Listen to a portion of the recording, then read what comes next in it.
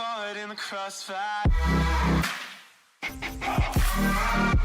Hello friends, तो कैसे हो आप। तो दोस्तों, आज की ये वीडियो बहुत ही स्पेशल है। इस वीडियो में हम बात करने वाले हैं कुछ नए क्वेश्चंस के बारे में।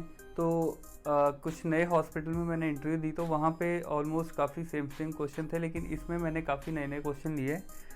तो बहुत सारे दोस्त मुझे बोलते थे कि आप जो भी क्वेश्चन बताते हो ना, उसका एक बार अच्छे से उसको इलेबोरेट करो, मतलब जो भी उसका आंसर है अच्छे से उसका बताओ पूरा रैशनल के साथ। तो आंसर को इलेबोरेट करके या उसके रैशनल के साथ बताने में कोई दिक्कत वाली बात तो नहीं है, लेकिन मेन चीज़ ये है कि इसमें बहुत टाइम चला जाता है। तो मैं इसलिए हमेशा यही करता था कि मैं ज़्यादा से ज़्यादा क्वेश्चन एक ही वीडियो में डालता था कि आपको ज़्यादा नॉलेज मिल सके और बहुत ही कम टाइम में। लेकिन बहुत सारे दोस्त मुझे बोलते हैं कि इसको और अच्छे से बताओ हमें, इसलिए आज के जो आंसर है उसको हम थोड़े रैशनल के साथ पढ़ेंगे। तो मे बी ये वीडियो थोड़ी लंबी हो जाए या फिर पूरे क्वेश्चन में इसमें कवर ना कर पाऊँ, तो मुझे सेकंड पार्ट भी बनाना पड़ेगा। तो कोई दिक्कत वाली बात नहीं, अगर ज़्यादा लंबी होगी तो हम सेकंड पार्ट भी बना देंगे इसका। आज की जो वीडियो है इसमें जो क्वेश्चंस हैं वो काफ़ी ज़्यादा पूछे जाने वाले क्वेश्चन है। चाहे आप हॉस्पिटल ज्वाइन करने के बाद क्लासेस भी ज्वाइन करते हो, NITP क्लासेस जो आपकी होती है उसमें भी ये क्वेश्चन पूछ सकते हैं, और इंटरव्यू के दौरान भी ये क्वेश्चन पूछे जाते हैं। तो आज हम उसी के बारे में मेन बात करेंगे। दोस्तों, आज की वीडियो हम शुरू करते हैं। वीडियो शुरू करने से पहले अगर आप मेरे चैनल पे फर्स्ट टाइम विजिट कर रहे हो तो चैनल को सब्सक्राइब जरूर कर देना। वीडियो अच्छी लगे अपने दोस्तों के साथ शेयर जरूर करना और लाइक करना मत भूलना। तो दोस्तों, जो सबसे पहला क्वेश्चन है वो है हमारे पास वैक्यूटेनर के बारे में। तो आपने बहुत बार देखा होगा, जब भी आप हॉस्पिटल में या कई बार आप लैब में जाते हो तो वहाँ पे बहुत सारे अलग अलग वैक्यूटेनर रखे होते हैं, अलग अलग कलर के वैक्यूटेनर रखे होते हैं जिसमें अलग अलग सैंपल्स डालते हैं। तो बहुत सारे दोस्त जो कि काम ऑलरेडी हॉस्पिटल सेटिंग में कर रहे हैं उनको पता होता है कि किसमें कौन सा सैंपल जाता है, लेकिन एज ए फ्रेशर अगर आप हॉस्पिटल में इंटरव्यू देने के लिए जाते हो तो आपके ये बहुत कम यूजेस में आते हैं। तो इसलिए आपको नहीं पता होता है कि ये किस काम के लिए और कौन सा कलर किस काम के लिए होता है। तो इसलिए आज मैं आपको बता देता हूँ कि कौन सा वैक्यूटेनर किस काम आता है और उसके कलर कोडिंग का क्या मतलब है और उसमें क्या प्रिजर्वेटिव पाए जाते हैं। तो दोस्तों, इसमें जो क्वेश्चन था ऐसे आया था, ऑर्डर ऑफ विड्रॉ सैंपल। तो सैंपल जब भी हम विड्रॉ करते हैं तो वो किस ऑर्डर में हमने वैक्यूटेनर में डालने हैं। फॉर एग्जांपल, मान लो आपने किसी पेशेंट का 10 ml या 20 ml सैंपल लिया है ब्लड का, तो उसमें पेशेंट के बहुत अलग अलग टेस्ट लिखे हैं, तो आपको 6-7 वैक्यूटेनर में भेजने हैं। तो अभी आपका ब्लड कल्चर होगा, है ना, CBC होगा, हीमेटोलॉजी का होगा, बायोकेमिस्ट्री का होगा, तो अलग अलग सैंपल हो गए। तो आपको ये मेन पूछा है कि आपको किसको प्रायोरिटी देनी है, कि किस वाइल में सबसे पहले आपको डालना है ब्लड, फिर सेकंड पे किस में डालना है, थर्ड पे, फोर्थ पे, फिफ्थ पे, सिक्स्थ पे, सेवन्थ पे। ठीक है, तो टोटल आज हम इसमें 7 वैक्यूटेनर के बारे में पढ़ेंगे और मैं आपको बता देता हूँ कि आपको किस ऑर्डर में आपको ब्लड को डालना होता है वैक्यूटेनर। तो दोस्तों, अगर आपने ब्लड ले लिया है तो सबसे जो पहला आपका काम है वो आपको डालना होता है ब्लड कल्चर वाली बॉटल में। तो जो ब्लड कल्चर वाली बॉटल है उसमें आपको सबसे पहले डालना है। तो ब्लड कल्चर आपको कैसे लेना होता है वो मैंने ऑलरेडी अपनी प्रीवियस वीडियोस में बता रखा है कि कैसे कैसे आपको ब्लड कल्चर लेना होता है। आपको ड्रेसिंग सेट चाहिए, आपको सर्जिकल ग्लव्स चाहिए, आपको 2 नीडल्स चाहिए, 2 सिरिंजेस चाहिए, और बिल्कुल एसेप्टिक तरीके से आपको लेना होता है। सबसे पहले आपने ब्लड कल्चर डाल लिया, तो ब्लड कल्चर के लिए हमने लेना होता है 6 to 10 ml तक। तो जो सेकंड वाइल है हमारी वो आती है ब्लू टॉप के साथ। तो ब्लू टॉप वाली जो वाइल होती है उसमें होता है सोडियम सिट्रेट। उसमें सारे कोगुलेशन प्रोफाइल के जो टेस्ट है वो हम बेचते हैं, जैसे PTINR हो गया, D डाइमर हो गया और फिब्रिनोजन हो गया। ये कुछ टेस्ट होते हैं कोगुलेशन प्रोफाइल के जो हम ब्लू वाइल में डाल के बेचते हैं। तो जो ब्लू वाली वाइल होती है वही एक वाइल होती है जिसको पूरा आपने जैसे इतनी वाइल है तो इतना फिल करके भेजना होता है। उस पर एक मार्क होता है कि यहाँ तक आपको फिल करनी। तो इसलिए ये हमेशा याद रखना कि ब्लू टॉप की जो वाइल होगी वो हमेशा फुल फिल करके भेजनी होती है। तो दोस्तों, थर्ड नंबर पे हमारी आती है रेड वाइल। तो इसमें सीरोलॉजी और बैक्टीरियोलॉजी के मेन टेस्ट होते हैं, और इसके साथ साथ एंटीबॉडी स्क्रीनिंग भी हम इसी में करते हैं जो कि ब्लड बैंक में होता है। तो उसके बाद हमारे पास आती है येलो कलर की वाइल जिसका कि येलो टॉप होता है। तो ये जो येलो वाइल है इसको हम शॉर्ट में SST भी बोलते हैं, जिसका मतलब है सीरम सेपरेटेड ट्यूब। तो ये प्लेन वाइल होती है, इसमें आपको नीचे जेली देखने के लिए मिलेगी। ये जो जेली होती है ये क्लॉट एक्टिवेटर एडिटिव का काम करती है। इसमें आपको ब्लड डालना होता है 2 से 3 ml तक। तो इसमें भी हमारे सारे बायोकेमिस्ट्री के सैंपल आ जाते हैं। फॉर एग्जांपल, जैसे हम नॉर्मली LFT, RFT और भी बहुत सारे हैं। तो ये जो फॉर्म आपको दिख रहा है इसमें ये सारे सैंपल होते हैं जो हम मोस्टली प्लेन में बेचते हैं। बहुत सारे सैंपल हैं जो हम प्लेन वाइल में बेचते हैं। फॉर एग्जांपल जो मेन है जैसे विटामिन B12 हो गया है ना, सीरम फेरेटिन हो गया, और LFT RFT आपका हो गया, सीरम एल्डोस्टेरोन हो गया, और भी बहुत सारे बायोकेमिस्ट्री के सैंपल इसी में आते हैं। दोस्तों नेक्स्ट 5th नंबर पे हमारे पास आती है ग्रीन कलर की वाइल। ग्रीन कलर की वाइल जिसमें सोडियम हेपरिन और लिथियम हेपरिन एडिटिव पाए जाते हैं। तो दोस्तों इसमें जो मेन टेस्ट हम करवाते हैं वो करवाते हैं प्लाज्मा टेस्ट। तो ये भी एंटीकोगुलेंट वाइल ही होती है। हेपरनाइज्ड प्लाज्मा अगर हमने टेस्ट करना है तो वो हम इसी वाइल में करते हैं, और भी कुछ रूटीन केमिस्ट्री टेस्ट आते हैं जो हम इसमें करते हैं। नेक्स्ट 5th पे आपको जो ब्लड डालना होता है वो डालना होता है EDTA वाइल में। ठीक है, EDTA वाइल जिसका मोस्ट फ्रीक्वेंट पूछा जाने वाला क्वेश्चन है।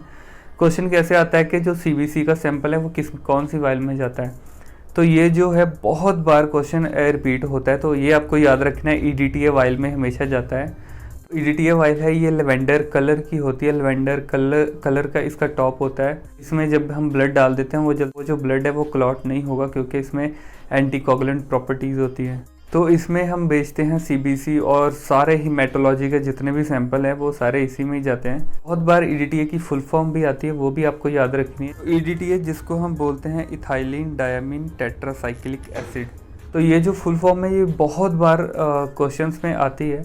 एंड पे लिखा होगा कि इसका नाम, और लिखा होगा आगे कि इसकी फुल फॉर्म लिखो, तो इसलिए ये फुल फॉर्म इसकी आप ज़रूर याद कर लेना। तो दोस्तों लास्ट पे जो हमारी वाइल आती है वो आती है ग्रे कलर की वाइल। ग्रे कलर के टॉप की वाइल आती है, उसमें होता है सोडियम फ्लोराइड और पोटेशियम ऑक्सलेट। तो ये जो एडिटिव है ये इसमें पाया जाता है। Potassium oxalate act as a anticoagulant and sodium fluoride act as a preservative. तो ये प्रिजर्वेटिव का काम करता है जो कि ग्लूकोज को प्रिजर्व करके रखता है होल ब्लड में। तो दोस्तों जो पोटेशियम ऑक्सलेट है इसका काम होता है, ये एंटीकोगुलेंट का काम करता है, और इसके साथ जो सोडियम फ्लोराइड इसमें पाया जाता है उसका जो काम होता है वो होता है प्रिजर्वेटिव का। प्रिजर्वेटिव ये प्रिजर्व किसको करके रखता है, ग्लूकोज को, जो कि होल ब्लड में पाया जाता है। तो होल ब्लड में जितना भी ग्लूकोज है उसको प्रिजर्व करके रखता है। तो जब भी ग्लूकोज टॉलरेंस के कोई टेस्ट हमने भेजने हैं तो हमने ग्रे वाइल में डाल के भेजने हैं। और भी कुछ टेस्ट होते हैं इसमें जो हम करवाते हैं। अगर सीरम ग्लूकोज का कोई टेस्ट करना है तो हम इसमें करते हैं। ठीक है, अगर सीरम लैक्टेट का हमने टेस्ट करना है तो हम इसमें करते हैं। वैसे जो लैक्टेट है वो ABG में भी आ जाता है। जब हम ABG करते हैं किसी पेशेंट का उसमें भी लैक्टेट आता है, लेकिन इसमें भी आप लैक्टेट हमें पता चल जाता है लैक्टेट के बारे में। तो दोस्तों ये था मेन ऑर्डर वाइज के आपको कैसे डालना है। एक बार फिर जल्दी से रिपीट कर लेते हैं। तो आपने 20 ml ब्लड दिया, सबसे पहले आपको 6 to 8 ml जो ब्लड है वो डालना है ब्लड कल्चर की वाइल में। सेकंड आपको डालना है ब्लू कलर की वाइल में 3 ml ब्लड। थर्ड नंबर पे हमने ब्लड डालना है रेड वाइल में। ठीक है, उसके बाद 4 नंबर पे हमने ब्लड डालना है येलो वाइल में। उसके बाद 5th नंबर पे हमने जो ब्लड है वो डालना है ग्रीन वाइल में। उसके बाद 6th नंबर पे जो ब्लड है वो हमने डालना है EDTA में, और जो लास्ट पे है वो हमने डालना है ग्रे वाइल में। तो ऐसे ऑर्डर में आपको सब में डालना होता है। या नॉर्मल जो आपकी टेस्ट है रूटीनली बेचते रहते हो उसका तो आपको वैसे ही पता होता है कौन सी वाइल है, लेकिन कुछ ऐसे भी टेस्ट होते हैं जो आपने कभी सुने नहीं होते, या ऐसे आपको एक नया सा कोई टेस्ट होता है तो आपको नहीं पता, तो आप लैब में कॉल करके उसी टाइम कंफर्म कर सकते हो कि किस वाइल में जाना है। तो दोस्तों नेक्स्ट एक क्वेश्चन आया था कि कौन सा एंटीबायोटिक है जो कि DNS या फिर 5% डेक्सट्रोज में हम डाइल्यूट करते हैं। तो इसमें 3-4 ऑप्शन दी थी। तो इसमें मेन था पॉलीमिक्सिन बी। पॉलीमिक्सिन बी जो इंजेक्शन होता है जो कि एक एंटीबैक्टीरियल होता है, तो ये वाला जो इंजेक्शन है इसको हम 5D में हमेशा डाइल्यूट करते हैं। तो दोस्तों ये एक छोटी सी वाइल आती है अप्रॉक्स 5 ml के आसपास। तो इसमें 5 लाख यूनिट का ये इंजेक्शन होता है, और इसमें आपको डेक्सट्रोज के साथ इसको डाइल्यूट करके फिर पेशेंट को देना होता है। बहुत सारी बैक्टीरियल इन्फेक्शन में डॉक्टर इसको प्रेस्क्राइब करते हैं, वो तो according to doctor, according to patient's condition, जो भी डॉक्टर को सही लगता है उसी हिसाब से वो डालता है। वैसे हम नॉर्मली मेनिंजाइटिस हो गया, सीवियर UTI हो गया, और निमोनिया, सेप्सिस, ऐसी कुछ कंडीशंस होती है जिसमें हम यूज़ करते हैं। तो मेनली ये जो काम करता है वो करता है ग्राम नेगेटिव बैक्टीरिया। जहाँ पे ग्राम नेगेटिव बैक्टीरिया होगा वहीं पे ये यूज़फुल होगा, ग्राम पॉजिटिव में इसका यूज़ नहीं होता है। तो दोस्तों इसके साथ साथ एक जो इंजेक्शन एमेड्रोन जिसको हम कॉर्डोन बोलते हैं, तो ये जो इंजेक्शन है इसको हम हमेशा 5D डेक्सट्रोज 5% वाले में बनाते हैं। तो कार्डोन के बारे में भी मैंने आपको अपनी हाई रिस्क वाली वीडियो में बताया है कि ये क्लास 3 एंटी रिदमिक में आता है। तो इसके साथ साथ जो इंजेक्शन नॉर एड्रीनलिन जो कि नॉरेप, जिसको हम नॉरेपी या नॉरेड भी बोलते हैं, इसको भी हम हमेशा 5% डेक्सट्रोज में डाइल्यूट करते हैं। ये कुछ इंजेक्शन है जो कि नॉर्मल आईसीयू में यूज़ करने वाले इंजेक्शन है और इसकी डाइल्यूशन जो है हमेशा D5 में करनी है। दोस्तों नेक्स्ट जो क्वेश्चन है सक्शनिंग के बारे में। सक्शनिंग में आपको एक तो ये क्वेश्चन आता है कि जो सक्शन प्रेशर है वो कितना होना चाहिए, जो कि 80 to 120 के बीच में रखना होता है। तो सेकेंडली कितने टाइम के लिए सक्शन आपको करनी होती है, ट्रेकियल सक्शन किसी वेंटिलेटर वाले पेशेंट की, तो वो भी आपको पता होना चाहिए। तो जब भी सक्शन करते हैं, जब भी ट्रेकियल सक्शन आपको करनी है, तो उससे पहले मेक श्योर करो कि वेंटिलेटर को आपने 100% ऑक्सीजन पे करना है, ताकि जो पेशेंट को हाइपोक्सीमिया ना हो। ठीक है, तो फिर आपको सक्शन करनी है। जो सक्शन का टाइम है वो आपका 10 to 12 सेकेंड से ऊपर नहीं होना चाहिए, मतलब 10 सेकेंड से ऊपर नहीं जाना चाहिए आपको जब भी सक्शन करनी है। तो ट्रेकियल सक्शन जब भी आप करते हो 10 सेकंड तक आपको वेंटिलेटर डिस्कनेक्ट करके रखना है, लेकिन 10 सेकंड से ऊपर आपको नहीं लेके जाना है। 10 सेकंड जब आपके हो जाते हैं तो आपको दोबारा से वेंटिलेटर को रिकनेक्ट कर देना है और सैचुरेशन का ध्यान रखना है कि सैचुरेशन 90 से नीचे नहीं जानी चाहिए।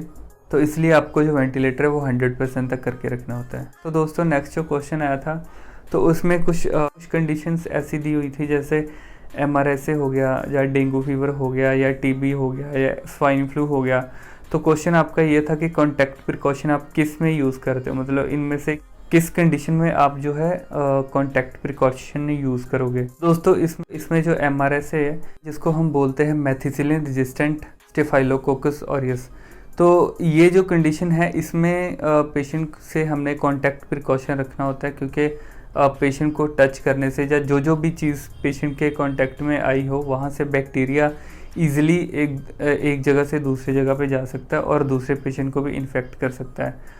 तो इसमें आपको पेशेंट जो है वो आइसोलेशन रूम में रखना होता है। पेशेंट का सब कुछ डिफरेंट रखना होता है ताकि जो बिल्कुल भी इन्फेक्शन एक पेशेंट से दूसरे पेशेंट में ना जाए। ये जो बैक्टीरिया है ये ईज़िली स्प्रेड हो सकता है अनक्लीन हैंड के साथ और जो भी मेडिकल इक्विपमेंट है उसके साथ। फॉर एग्जांपल वहाँ पे आपने कोई सिरिंज पंप यूज़ कर रहे हो, तो वो सिरिंज पंप आप उसके बाद उठाते हो बेड साइड से और लेके दूसरे नॉर्मल वाले पेशेंट को लगा देते हो। फिर वहाँ से जब आप वहाँ पे सिरिंज कनेक्ट करोगे, सिरिंज को PMO लाइन को सीधा पेशेंट के CVL लाइन या फिर कैनुले से कनेक्ट करते हो, तो वहाँ से ईजिली स्प्रेड हो जाएगा MRSA। सो MRSA वाले पेशेंट के लिए हमने बहुत ध्यान रखना होता है, बहुत स्ट्रिक्ट वाली कॉन्टैक्ट प्रिकॉशन आपको लेनी होती है। दोस्तों इसमें जो सेकंड ऑप्शन डेंगू फीवर वाली थी, अगर उसमें बात करें तो उसका जो मेन कैरियर, उस डेंगू फैलाने का जो मेन कैरियर होता है वो होता है एडिस मॉस्किटो।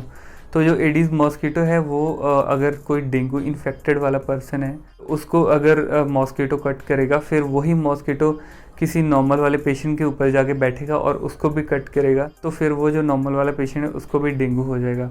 तो ये डेंगू का मेन कैरियर है वो मॉस्किटो है, ये किसी कांटेक्ट के साथ नहीं फैलता है। तो इसमें जो थर्ड ऑप्शन थी वो थी वायरल हेपेटाइटिस में। तो दोस्तों वायरल हेपेटाइटिस भी कांटेक्ट से नहीं फैलता। वायरल हेपेटाइटिस की आपको पता है कि 5 टाइप होती है, hepatitis A, B, C, D और E। दोस्तों इसमें 2 हेपेटाइटिस है जो कि फीको ओरल रूट से फैलते हैं और 3 हेपेटाइटिस है जो कि ब्लड के थ्रू फैलते हैं। बहुत सारे दोस्तों को ये कन्फ्यूज़न होती है कि इसको हम कैसे याद रखें, मतलब हमें ये नहीं याद रहता है A, B, C, D, E किस में से फीको ओरल रूट है और कौन सा ब्लड बॉर्न से होता है। तो इसको याद रखने का बहुत ही सिंपल सा तरीका है, वो याद कैसे रख सकते हो। जो हेपेटाइटिस A फर्स्ट वाला है और एंड वाला जो हेपेटाइटिस E है, ये दोनों फीको ओरल रूट से होते हैं और इसके बीच में जो तीनों हैं B, C और D, ये तीनों हो गए ब्लड के साथ। तो अगर ब्लड के कांटेक्ट में पेशेंट आए, चाहे वो नीडल के साथ हो जाए, चाहे वो अनप्रोटेक्टेड सेक्स के साथ हो जाए, तो दोस्तों इसमें कई बार ऐसे भी क्वेश्चन आ जाता है कि फीको ओरल रूट से कौन कौन सा हेपेटाइटिस होता है। तो वो आपको याद रखना है। फीको ओरल रूट मैंने आपको बता दिया, फर्स्ट वाला और लास्ट वाला A और E। तो ब्लड के साथ कौन सा हेपेटाइटिस फैलता है तो वो आपको बता देना, बीच वाले B, C और D। ठीक है, तो एक क्वेश्चन और कई बार आता है कि मदर से बेबी को सबसे ज़्यादा कौन सा हेपेटाइटिस होने के चांसेस होते हैं। तो दोस्तों इसमें जो हेपेटाइटिस B वायरस है वो सबसे ज़्यादा चांसेस होता है ड्यूरिंग बर्थ बेबी को होने का। HBV का जो इंजेक्शन है हेपेटाइटिस बी का, वो बच्चे को लगाते हैं ताकि मदर से बच्चे को होने वाले हेपेटाइटिस को प्रोटेक्ट करने के लिए हम जो बेबी है उसको हेपेटाइटिस बी की वैक्सीन लगाते हैं। तो दोस्तों इसकी फोर्थ जो ऑप्शन थी वो थी टीबी। तो टीबी भी आपको पता है कांटेक्ट से नहीं होता, ये एयरबॉर्न और ड्रॉपलेट के साथ होने वाली इन्फेक्शन है। इसमें कुछ क्वेश्चंस आते हैं जैसे टीबी के लिए कौन सा टेस्ट होता है, तो वो आपको पता है मॉन्टॉक्स टेस्ट जो हम करते हैं। क्वेश्चन आपको ऐसे भी पूछ सकते हैं कौन सा टेस्ट होता है, वो आपको पता है मॉन्टॉक्स टेस्ट। तो ये भी पूछ सकते हैं कि मॉन्टॉक्स टेस्ट कैसे परफॉर्म करते हैं, आईवी करते हैं, सबक्यूटेनियस करते हैं, इंटरडर्मल करते हैं या फिर IM करते हैं। मॉन्टॉक्स टेस्ट जो है वो इंटरडर्मल होता है। दोस्तों टीबी वाला पेशेंट चाहे बोल रहा है, चाहे कफ कर रहा है, चाहे वो स्नीजिंग कर रहा है, तो उसके साथ जितने भी एयर में बैक्टीरियाज निकलते हैं, अगर उसी बैक्टीरिया को अगर आप उनके साथ बात कर रहे हो तो वो बैक्टीरिया हवा के साथ आपके अंदर चले गए, आपको भी इसके साथ टीबी हो जाएगी। अगर किसी पेशेंट को टीबी है तो हमेशा एक तो उसको आइसोलेशन रूम में रखना है और उसको मास्क पहना के रखना है ताकि जो हवा के साथ किसी और को ना हो। तो दोस्तों नेक्स्ट क्वेश्चन हमारे पास है बैग मास्क वेंटिलेशन। तो बैग मास्क वेंटिलेशन के बारे में भी काफ़ी सारे क्वेश्चंस आते हैं, जैसे कि 1 मिनट में आपको कितनी ब्रेथ देनी होती है बैग मास्क वेंटिलेशन के साथ, या फिर एक बार स्क्वीज़ करने से कितने ml जो है पेशेंट को ऑक्सीजन डिलीवर होती है। तो ऐसे कुछ क्वेश्चन है वो भी हम जल्दी से पढ़ लेते हैं। तो दोस्तों जब भी आप बैग मास्क वेंटिलेशन पेशेंट को करते हो तो उसमें आपको ये चीज़ याद रखनी कि एवरी 5 to 6 सेकंड के बाद आपको एक ब्रेथ देनी होती है। तो जो बैग मास्क है अगर उसको आप पूरा स्क्वीज़ कर दोगे तो उसके अंदर 1.5 लीटर तक एयर जो है उसमें आ सकती है।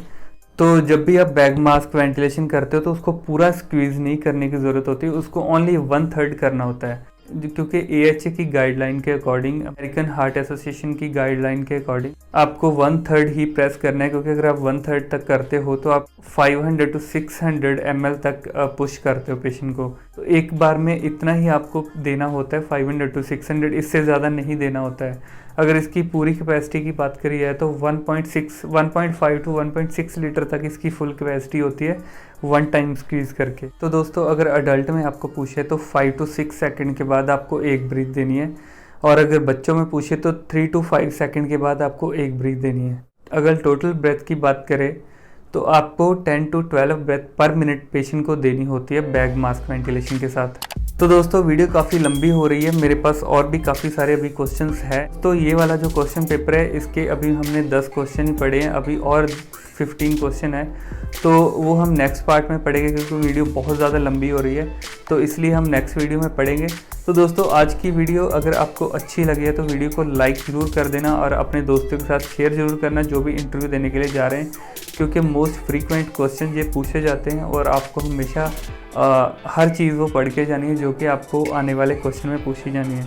और अगर आप फर्स्ट टाइम विजिट कर रहे हो तो चैनल को जाते जाते सब्सक्राइब कर देना ताकि जो आगे आने वाली कोई भी वीडियो आप स्किप मत करो। तो दोस्तों मिलते हैं बहुत जल्दी इसके नेक्स्ट पार्ट के साथ, तब तक के लिए बाय बाय।